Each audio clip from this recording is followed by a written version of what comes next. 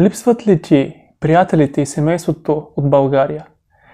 Живота в Германия в едно финансово предизвикателство ли се е превърнало? Дразнат ли те езиковите бариери в Германия? А добре ли си интегриран вече?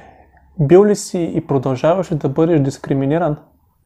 Скучен ли ти е животът в Германия? И искаш да се опиташ поне животът ти тук в Германия да се доближи дори толкова малко до живота, който си има в България? Липсва ти държавата и културата ти, заедно с всичките и традиции.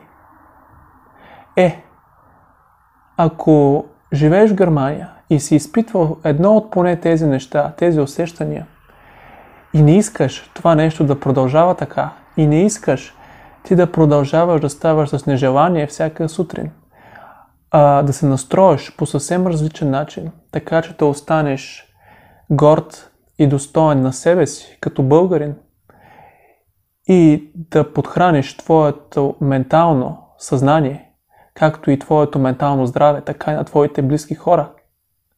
Тогава проследявай канала и очаквай неочакваното. Защото в нещата, които не очакваме, именно тогава се раждат най-големите изненади. Пиеро Пенчев.